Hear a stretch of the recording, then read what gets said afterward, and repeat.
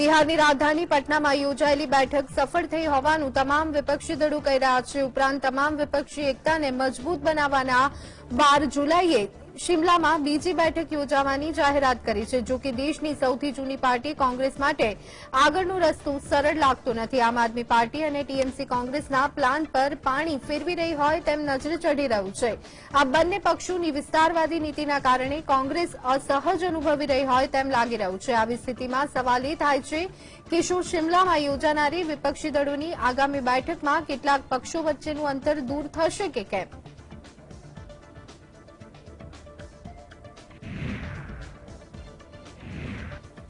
તેલંગાણાના CM કેસીઆરની પાર્ટીને બીઆરએસે કોંગ્રેસે મોટો ઝટકો આપ્યો છે। ભૂતપૂર્વ સાંસદ પોંગુલેડી શ્રીનિવાસ રેડ્ડી, તેલંગાણાના ભૂતપૂર્વ પ્રધાન જુપલ્લી કૃષ્ણરાવ સહિતના ઘણા નેતાઓ સોમવારે કોંગ્રેસમાં જોડાયા હતા। કોંગ્રેસ અધ્યક્ષ મલ્લિકાર્જુન ખડગે અને રાહુલ ગાંધીની હાજરીમાં આ નેતાઓએ પાર્ટી સાથે હાથ મિલાવ્યો હતો। દરમિયાન કોંગ્રેસના મહાસચિવે કેસી વેણુગોપાલ, પાર્ટીના તેલંગાણા પ્રભારી મણિકર રાવ ઠાકરે અને પ્રદેશ કોંગ્રેસ સમિતિના પ્રમુખ રેવંત રેડ્ડી હાજર રહ્યા હતા। મલ્લિકાર્જુન ખડગે અને રાહુલ ગાંધી એઆઈસીસી ઓફિસમાં તેલંગાણા કોંગ્રેસના નેતાઓને પણ મળ્યા હતા।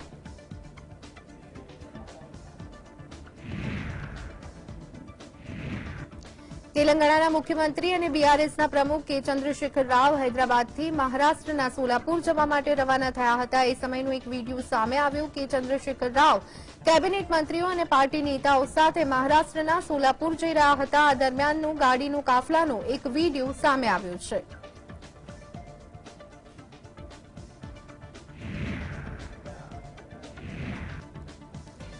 મહાજનસંપર્ક અભિયાનમાં અંતર્ગત પોતાના સંસદીય ક્ષેત્ર હમીરપુરમાં ઉનામાં જનસભાને સંબોધ્યા બાદ કેન્દ્રીય મંત્રી અનુરાગ ઠાકુરે મીડિયા સાથે વાતચીત કરી હતી। આ વાતચીત દરમિયાન તેઓએ જણાવ્યું હતું કે વર્તમાન સરકારે ઈમાનદારી અને સુશાસનને દેશમાં આગળ વધારવાનું કામ કર્યું છે। તેમજ આ વખતે પણ હિમાચલ પ્રદેશમાં લોકસભાની 4 સીટો પર ભાજપની જીત થશે તેવો દાવો તેઓએ કર્યો હતો। गरीब कल्याणकारी योजनाओं की भरमार लगाई है, तभी तो 27% गरीब गरीबी रेखा से बाहर निकल पाए हैं। पिछले लोकसभा में कांग्रेस चारों की चारों सीटें हारी, उससे पिछले लोकसभा चुनाव में कांग्रेस चारों की चारों सीटें हारी और अब की बार 2024 में भी कांग्रेस चारों की चारों सीटें हारेगी, चारों पे कमल खिलेगा। પશ્ચિમ બંગાળના મુખ્યમંત્રી મમતા બેનર્જીએ સોમવારે બીએસએફના જવાનો પર ગંભીર આરોપ લગાવ્યા છે। બીએસએફના જવાનો ભાજપના ઇશારે પશ્ચિમ બંગાળના લોકોને ડરાવી રહ્યા હોવાના આરોપ લગાડવામાં આવ્યા છે। બેનર્જીએ જાહેર સભાને સંબોધન કરતા કહ્યું છે કે બીએસએફના કેટલાક અધિકારીઓ બોર્ડર વિસ્તારમાં રહેતા લોકોને ડરાવી રહ્યા છે। તેમજ મમતા સરકારને વોટ ન આપવાની પણ અપીલ કરી રહ્યા હોવાનો આરોપ બીએસએફ પર લગાવ્યો છે। 8 જુલાઈના રોજ પશ્ચિમ બંગાળમાં યોજાનારી ચૂંટણીમાં ટીએમસી ભારતીય જનતા પાર્ટીને હરાવી દેશે તેમ મમતા બેનર્જીએ જણાવ્યું હતું।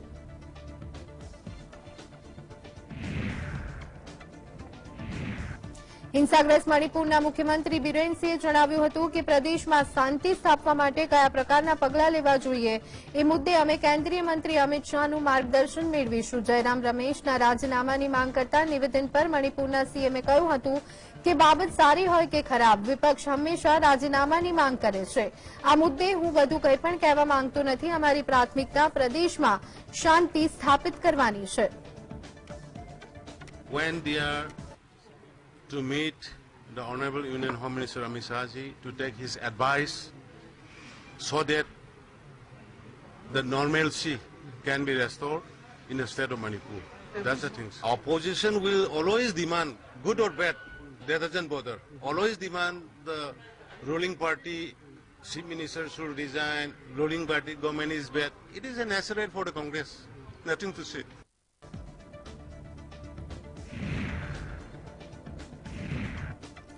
જમ્મુમાં સંરક્ષણ મંત્રી રાજનાથસિંહે જણાવ્યું હતું કે ભારતને સ્વતંત્રતા મળી ત્યારબાદથી કેટલાક તત્વો એવા છે કે તેઓ દેશમાં અસ્થિરતા ઉભી કરવા માંગે છે. પાકિસ્તાન તરફથી પણ લાંબા સમયથી આ પ્રકારના પ્રયાસ કરવામાં આવી રહ્યા છે.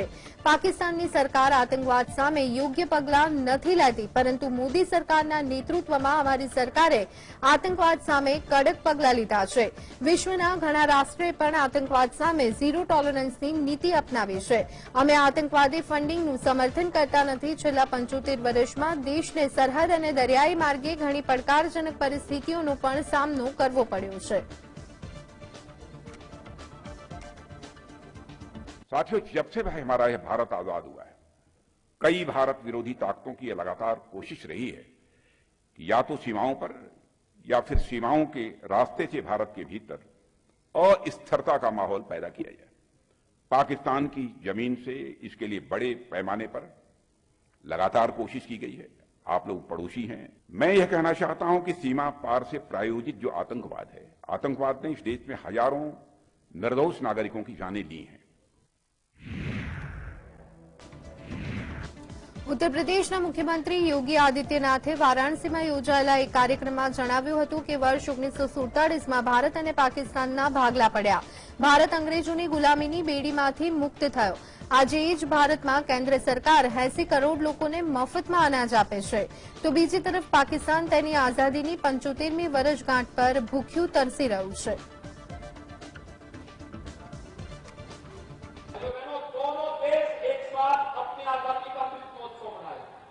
एक तरफ पाकिस्तान था, एक तरफ हिंदुस्तान था.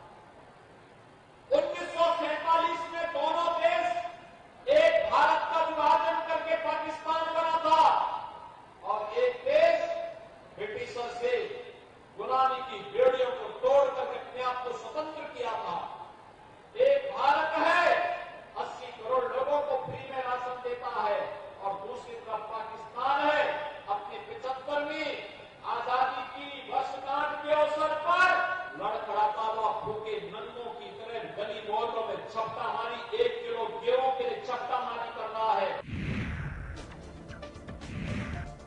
ઉત્તર પ્રદેશ પોલીસે ઓપરેશન કન્વિક્શન નામથી એક નવી લાગુ કરી છે, જેમાં તમામ જનપદમાં પોક્સો, લૂંટ, હત્યા, ગૌહત્યા અને ધર્મ પરિવર્તન જેવા અપરાધોમાં નોંધાયેલી ફરિયાદોના કિસ્સામાં ચાર્જશીટ ફાઇલ થવાના 3 દિવસ બાદ ચાર્જ ફ્રેમ કરાવી અને 30 દિવસની અંદર ટ્રાયલની કાર્યવાહી સંપન્ન કરવી પડશે. મહત્વનું છે કે ઉત્તર પ્રદેશમાં ક્રાઇમ રેટમાં ઘટાડો કરવા માટે અને ગુનેગારો પર ઝડપથી કાર્યવાહી કરવા માટે સરકાર સતત પ્રયત્નશીલ છે.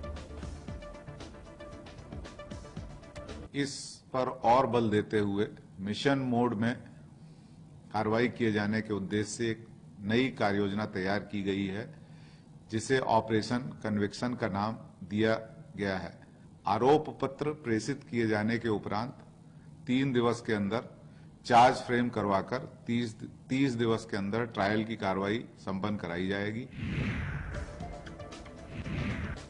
લોકસભાની ચૂંટણી પહેલા રાષ્ટ્રીય સ્વયંસેવક સંઘે ઉત્તર પ્રદેશમાં પોતાની સક્રિયતા વધારી દીધી છે. યુપીમાં સંઘે શાખા વિસ્તારનું કામ તીવ્ર ગતિથી આગળ વધાર્યું છે. તેવામાં સંઘ પ્રમુખ મોહન ભાગવત યુપીના પ્રવાસ અંતર્ગત 1 જુલાઈના રોજ લખનૌ પહોંચવાના છે. સંઘની કેટલીક બેઠકોમાં ભાગ લેવા ઉપરાંત મોહન ભાગવત અયોધ્યા પણ જઈ શકે છે. સામાન્ય રીતે સંઘ પ્રમુખની મુલાકાતો પૂર્વ નિર્ધારિત હોય છે અને આ મુલાકાતોમાં ફક્ત સંઘના કાર્યોની સમીક્ષા કરવાનું આયોજન હોય છે, પરંતુ આગામી પ્રવાસ દરમિયાન ભાજપના નેતાઓ સાથે પણ તેમની મુલાકાત થાય તેવી પૂરેપૂરી સંભાવના છે. હાલ યુપીની જમીન ભાજપ માટે ફળદ્રુપ સાબિત થાય તેવું રાજકીય વાતાવરણ દેખાઈ રહ્યું છે. તેવામાં તમામ વર્ગ સુધી સંઘના વિચારોને પહોંચાડવાના ધ્યેયને લઈને પણ આ પ્રવાસ ખાસ મનાઈ રહ્યો છે.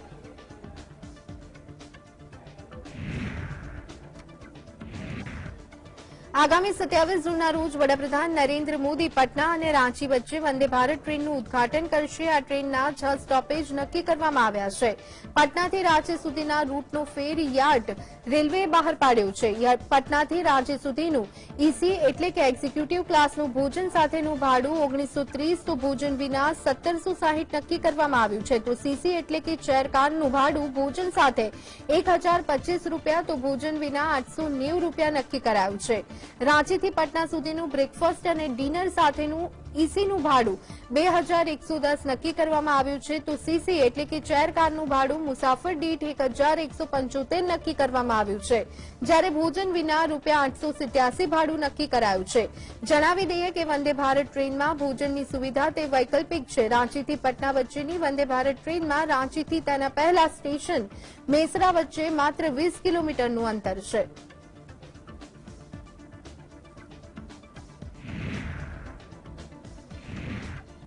અમેરિકાના પૂર્વ રાષ્ટ્રપતિ બરાક ઓબામાના વિવાદિત નિવેદન પર ભારતના નાણામંત્રી નિર્મલા સીતારમણે પણ વળતો જવાબ આપી દીધો છે। ઓબામાએ ભારતમાં મુસ્લિમો સાથે ટ્રીટમેન્ટ અંગેનું વિવાદિત નિવેદન કર્યું હતું, જેના પર સવાલ ઉઠાવતા કેન્દ્રીય મંત્રીએ કહ્યું હતું કે ઓબામાના શાસનકાળમાં 6 મુસ્લિમ બહુમતી ધરાવતા દેશોમાં બોમ્બ ધડાકા કરાયા હતા। પીએમ મોદીએ અમેરિકામાં આયોજિત પ્રેસ કોન્ફરન્સમાં સ્પષ્ટતા કરી હતી કે તેમની સરકાર સૌનો સાથ, સૌનો વિકાસ તેમાં વિશ્વાસ રાખે છે। તેઓ કોઈપણ समुदाय साथे भेदभाव करता नहीं। भारत के रिलीजियस टॉलरेंस के ऊपर एक यूएससीआईआरएफ है, उनके कमेंट्स आ जाता है। राष्ट्रपति जी ने कुछ बातें बोल रहे हैं जहां शायद 6 देशों के खिलाफ, जहां मुस्लिम पॉपुलेशन डोमिनेंट है, बॉम्बिंग हुई उन्हीं के कालों में। सीरिया से लेकर के यमन के लेकर के सऊदी के लेकर के इराक के लेकर के बॉम्बिंग नहीं हुआ। मोर देन 28,000, मेरे पास इतना स्पष्ट डेटा नहीं है, 7 कंट्री के खिलाफ उसी समय झगड़ा, वॉर लाइक सिचुएशन डेवलप हुआ। પશ્ચિમ બંગાળના કોંગ્રેસ અધ્યક્ષ અધીર રંજન ચૌધરીએ જણાવ્યું છે કે પ્રદેશમાં પંચાયતની ચૂંટણી પ્રચાર માટે મમતા બેનર્જીને મેદાનમાં આવવું પડ્યું હતું અને આ તેમના 12 વર્ષના નબળા શાસનની સાબિતી આપે છે। મમતા જાણે છે કે જો તેઓ ચૂંટણી પ્રચાર નહીં કરે તો તેમની પાર્ટીની શું દશા થવાની છે। आप जो कह रहे हैं 12 साल बाद आज प्रचार में ममता बनर्जी को शामिल हो रही है, इसका मतलब ये है कि तृणमूल पार्टी की ये कमजोरियां दर्शाते हैं। ये तृणमूल पार्टी की कमजोरियों को दर्शाते हैं, क्योंकि ममता बनर्जी को शायद ये ऐसा हो रही है कि अगर मैं ही ना जमीन पे उतरूं तो हालात और भी बिगड़ने की संभावना है। દિલ્હી ખાતે કેન્દ્રીય મંત્રી મનસુખ માંડવિયાએ જાહેરાત કરી હતી કે વડાપ્રધાન નરેન્દ્ર મોદી મંગળવારે તેમની મધ્યપ્રદેશની મુલાકાત દરમિયાન નેશનલ સિકલ સેલ મિશનનો પ્રારંભ કરશે। દેશના 17 રાજ્યમાં રહેતા 7 કરોડથી વધુ આદિવાસી ભાઈ બહેનોમાં સિકલ સેલ નામનો રોગ જોવા મળે છે। દેશ આઝાદીને શતાબ્દી મહોત્સવ ઉજવે ત્યાં સુધીમાં દેશને સિકલ સેલ મુક્ત બનાવવા માટે આ કાર્યક્રમ હેઠળ આદિવાસી ભાઈઓ અને બહેનોનું સ્ક્રીનિંગ કરવામાં આવશે। વડાપ્રધાન 1 કરોડથી વધુ લોકોને આયુષ્માન ભારત યોજનાના કાર્ડ પણ વિતરણ કરવાના છે। जब देश आजादी का शताब्दी वर्ष मनाता हो तब तक देश सिकल सेल मुक्त बने, इसलिए इस कार्यक्रम के तहत 7 करोड़ से अधिक हमारे सभी ट्राइबल भाई बहनों को स्क्रीनिंग करके उसको सिकल सेल के लिए कार्ड दिया जाएगा और सिकल सेल नाबूदी के लिए स्क्रीनिंग बहुत आवश्यक होता है। દિલ્હીમાં વીજળી 10% મોંઘી થઈ છે। બોમ્બે સબર્બન ઇલેક્ટ્રિક સપ્લાય એટલે કે બીએસઈએસે પાવર ખરીદી અંગે ડીઆરસીને અરજી કરી હતી, જેને મંજૂરી આપવામાં આવી છે। આ પહેલા પણ જ્યારે પાવર પરચેઝ એગ્રીમેન્ટના દરમાં વધારો થયો છે ત્યારે સરકારે વીજ કંપનીઓને ખર્ચ જાતે ઉઠાવવા જણાવ્યું। લોકોના બિલમાં કોઈ ફરક પડ્યો ન હતો। અહેવાલો અનુસાર દક્ષિણ દિલ્હી, પશ્ચિમ દિલ્હી, નવી દિલ્હી, જૂની દિલ્હી અને દિલ્હીના ટ્રાન્સ યમુના વિસ્તારમાં રહેતા લોકો વીજળી ધરાશય પ્રભાવિત થશે। તેની સાથે એનડીએમસી એટલે કે નવી દિલ્હી વિસ્તાર પણ પ્રભાવિત થશે। જેઓ બીવાયપીએલ દ્વારા વીજળી લઈ રહ્યા છે તેમને 9.42% વધારાના ટેરિફ ચૂકવવા પડશે। તે જ સમયે જેઓ બીઆરપીએલ ઉપભોક્તા છે તેઓએ 6.39% વધુ વીજળી બિલ ચૂકવવું પડશે।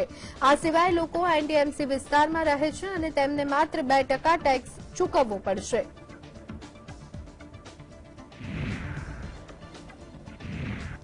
દિલ્હીના મંત્રી આતિશી માર્લેનાએ જણાવ્યું હતું કે કેન્દ્ર સરકારના ગેરવહીવટ અને કોલસાના ભાવમાં વધારાના કારણે રાજધાનીમાં વીજળીના દરમાં વધારો થયો છે। જો ભારતમાં કોલસાની કોઈ અછત નથી તો તેના ભાવમાં વધારો કેમ થાય છે? વીજળી ઉત્પન્ન કરનાર કંપનીઓને કોલસો કેમ મોંઘા ભાવે ખરીદવો પડે છે? જે લોકોને વીજળીનું બિલ ઝીરો આવે છે તેમનું બિલ હજુ પણ નિઃશુલ્ક જ આવશે। ઇમ્પોર્ટેડ કોલસાની કિંમત ભારતમાં ઉત્પન્ન થતા કોલસાની કિંમત કરતા 10% વધારે છે। તેમણે દાવો કર્યો છે કે કોલસા આયાત કર લોકોની સરકાર સાથે કોઈપણ પ્રકારની સાંઠગાંઠ છે। સબસિડી ન ધરાવતા વીજ ઉત્પાદકતાને બિલ પર 8% વધુ સરચાર્જ ચૂકવવું પડશે। सरचार्ज घटाना बढ़ाना अलाउ कर दिया। आज क्यों दाम बढ़ रहा है? इसलिए बढ़ रहा है क्योंकि केंद्र सरकार की मिसमैनेजमेंट की वजह से आज देश में कोयले का दाम महंगा हो गया है। आज भारत के 75 साल के इतिहास में पहली बार एक कोयले की आर्टिफिशियल शॉर्टेज हो गई है। उस कोयले की आर्टिफिशियल शॉर्टेज की वजह से कोयले का दाम बढ़ रहा है। केंद्र सरकार ने अब जबरदस्ती करी है कि कोई भी अगर कोयला खरीदेगा तो उन्हें 10% इंपोर्टेड कोयला यूज करना पड़ेगा। દિલ્હીમાં ગુનાખોરી વધી રહી છે। થોડાક દિવસ પહેલા રાજધાનીના બ્રિજપુરી વિસ્તારમાં છુરાબાજીનો બનાવ બન્યો હતો। હજુ લોકો આઘાતમાંથી બહાર આવ્યા નથી ત્યારે પ્રગતિ મેદાન પાસે આવેલી ટનલમાં ફિલ્મી ઢબે બે બાઇક પર આવેલા હુમલાખોરોએ કારને અધવચ્ચે અટકાવી અને લૂંટ ચલાવી હતી। અજાણ્યા હુમલાખોરોએ કારમાં વેપારીને બંદૂક બતાવી અને 1.5 થી 2 લાખ રૂપિયા લૂંટી લીધા હતા। આ ઘટના 24મી જૂનની હોવાનું જાણવા મળ્યું છે। પોલીસે આ મામલે ગુનો દાખલ કર્યો છે અને ફરાર આરોપીની ધરપકડ કરવા માટેની કાર્યવાહી હાથ ધરી છે।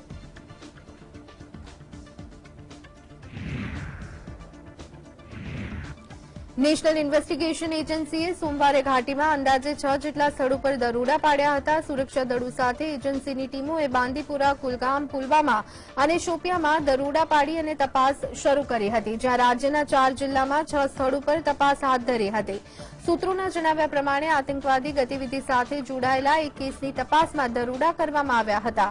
તો મંગળવારે રાજ્ય તપાસ એજન્સીએ શ્રીનગરમાં સોશિયલ મીડિયાના દુરુપયોગના સંબંધમાં ઘાટીના 4 જિલ્લામાં 6 સ્થળો પર દરોડા પાડ્યા હતા। એસઆઈએ અધિકારીએ જણાવ્યું હતું કે એજન્સીએ કુપવાડા, અનંતનાગ અને પુલવામા તેમજ શ્રીનગર જિલ્લામાં 6 સ્થળોએ સર્ચ ઓપરેશન હાથ ધર્યું હતું। તપાસ એજન્સીએ સોશિયલ મીડિયા પર નફરત ફેલાવવા અને આતંકવાદી પ્રવૃત્તિઓને પ્રોત્સાહન આપવા માટે વિદેશી સહયોગીઓ સાથે કથિત રીતે સહયોગ કરવાના સંબંધમાં કેસ નોંધ્યો હતો।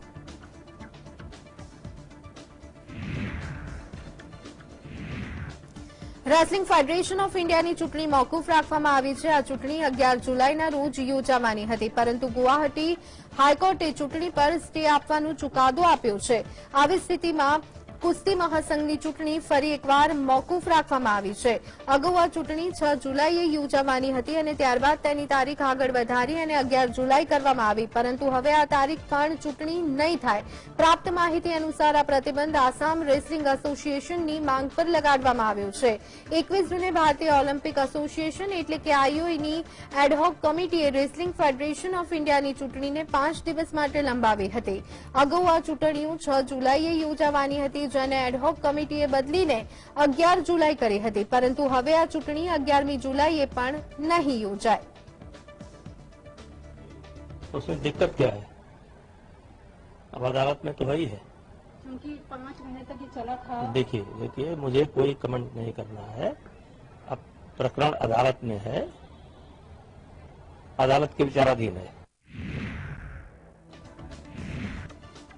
ભાજપ સાંસદ બ્રિજભૂષણ સિંહ સામે હવે પહેલવાનો રસ્તા પર આંદોલન કરવાના નથી। કુસ્તીબાજો આ લડાઈ હવે કોર્ટ દ્વારા લડવાનો નિર્ણય કરી ચૂક્યા છે। જો કે ન્યાય ન મળે ત્યાં સુધી તેઓ પોતાનો સંઘર્ષ યથાવત રાખશે। સાક્ષી મલિક અને વિનેશ ફોગાટે ટ્વીટ કરીને કહ્યું છે કે સરકાર સાથે 7 જૂને વાત થઈ હતી। સરકારે કુસ્તીબાજો સાથે કરેલા વાયદાનો અમલ કરતા મહિલા કુસ્તીબાજોએ મહિલા ઉત્પીડન અને યૌન શોષણ બાબતે ફરિયાદ દાખલ કરી હતી। દિલ્હી પોલીસે તપાસ પૂર્ણ કરી અને 15 જૂને કોર્ટમાં ચાર્જશીટ ફાઇલ કરી હતી। આ કેસમાં કુસ્તીબાજોની કાયદાકીય લડાઈ હવે કોર્ટમાં ન્યાય સુધી ચાલુ રહેશે।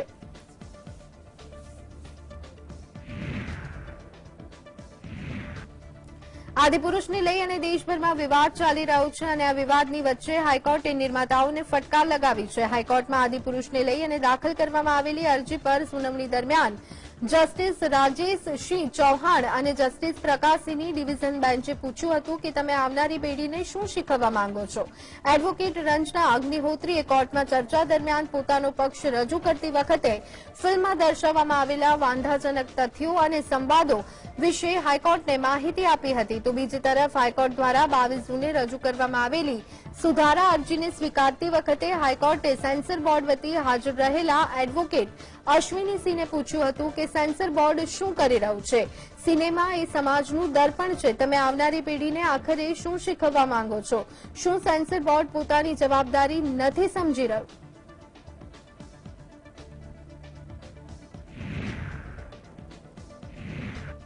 ખરાબ હવામાન વિમાન માટે મુશ્કેલીનું કારણ બનતું હોય છે અને ખરાબ હવામાનના કારણે ઇન્ડિગોની ફ્લાઇટને થોડા સમય માટે પાકિસ્તાનની એરસ્પેસમાં જવું પડ્યું હતું અને અમૃતસરમાં ઇમરજન્સી લેન્ડિંગ કરવાની ફરજ પણ પડી હતી. એરલાઇન કંપનીના જણાવ્યા અનુસાર ફ્લાઇટ જમ્બુ થઈ રહી હતી અને તે સમયે ખરાબ હવામાનના કારણે તેને પોતાનું રૂટ બદલવાની ફરજ પડી હતી. હવામાન એટલું ખરાબ થઈ ગયું હતું કે તેને થોડા સમય માટે પાકિસ્તાનના એરસ્પેસમાં પ્રવેશવાની ફરજ પડી હતી. જો કે તેના થોડા સમય બાદ ફ્લાઇટ ભારતીય હવાઈ ક્ષેત્રમાં પાછી આવી ગઈ હતી. પાયલટે ખરાબ હવામાન વિશે અધિકારીઓને જાણ કરી અને કહ્યું કે તેને પાકિસ્તાની એરસ્પેસમાં પ્રવેશ કરવો પડશે. ત્યારબાદ અધિકારીઓએ તેને મંજૂરી આપી. અધિકારીઓએ કહ્યું હતું કે સમગ્ર ડાયવર્ઝન લાહોર જમ્મુ એટીસી દ્વારા સારી રીતે સંકલન કરવામાં આવ્યું છે.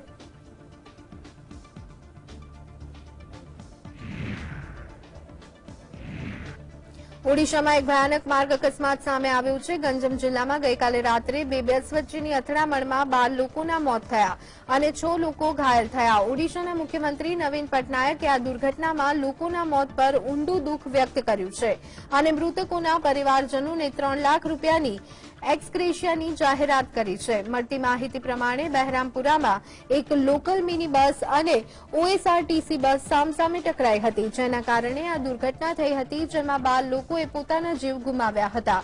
આ ઘટના ઓડિશાના ગંજમ જિલ્લાના દિખંડી વિસ્તારમાંથી સામે આવી છે.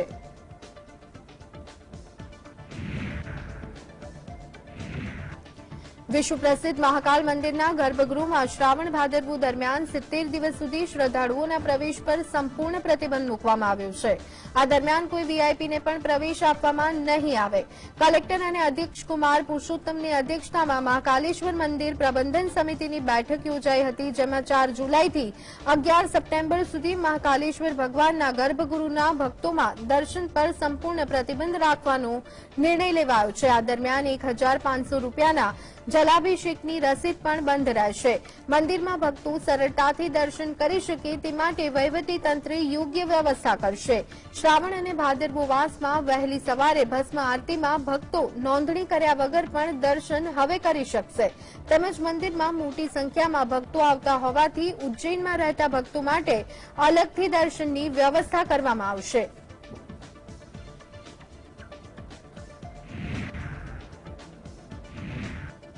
ઉત્તર પ્રદેશ પોલીસે ઓપરેશન કન્વિક્શન નામથી એક નવી પદ્ધતિ લાગુ કરી છે, જેમાં તમામ જનપદમાં પોક્સો, લૂંટ, હત્યા, બળાત્કાર, ગૌ હત્યા, ધર્મ પરિવર્તન જેવા અપરાધોમાં નોંધાયેલી ફરિયાદોના કિસ્સામાં ચાર્જશીટ ફાઇલ થવાના 3 દિવસ બાદ ચાર્જ ફ્રેમ કરાવી અને 30 દિવસની અંદર ટ્રાયલની કાર્યવાહી સંપન્ન કરવી પડશે.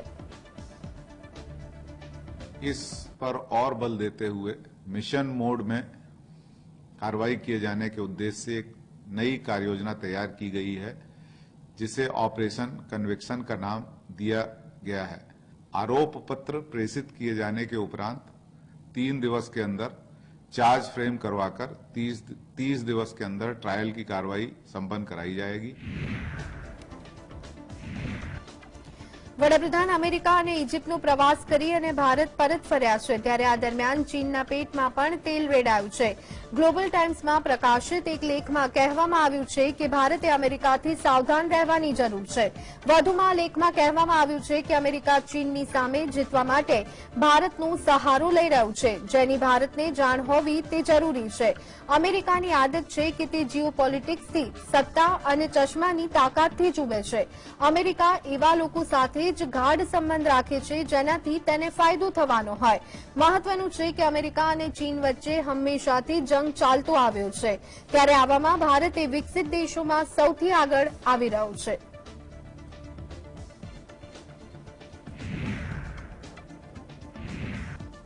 સમગ્ર દેશમાં વરસાદી માહોલ જામ્યો છે, ત્યારે દેશના કેટલાક રાજ્યમાંથી તબાહી મચાવનારા દ્રશ્યો સામે આવ્યા છે. સોમવારે દેશના વિવિધ રાજ્ય એટલે કે હિમાચલ, આસામ, મુંબઈ, ગુજરાત, જમ્મુ કાશ્મીર અને દિલ્હીમાં ધોધમાર વરસાદ પડ્યો હતો, જેના કારણે રોડ રસ્તા ઉપર વરસાદી પાણી ભરાઈ ગયા હતા. વાત કરીએ હિમાચલની, તો હિમાચલના મંડી અને કુલ્લુમાં વાદળ ફાટતા અનેક જગ્યાએ તારાજીના દ્રશ્યો જોવા મળ્યા હતા. હિમાચલના મંડી જિલ્લાના ડીએસપી પધાર સંજીવે કહ્યું હતું કે મંડીના બગીપુલ વિસ્તારમાં પરાશર તળાવની પાસે અચાનક પૂર આવતા 200થી વધુ પ્રવાસીઓ ફસાયા હતા. આ ઘટનાની જાણ સ્થાનિક તંત્રને થતા તંત્ર દ્વારા તમામ લોકોને બચાવવાનો પ્રયાસ કરવામાં આવી રહ્યો છે.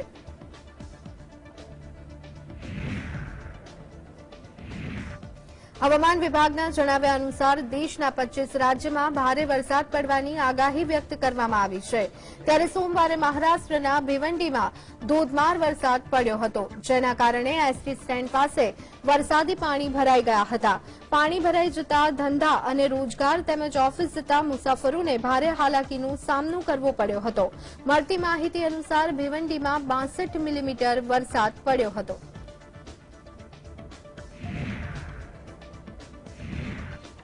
હિમાચલ પ્રદેશના મંડી અને કુલ્લુમાં વાદળ ફાટવાના કારણે અનેક જગ્યા પર તારાજીના દ્રશ્યો સામે આવ્યા.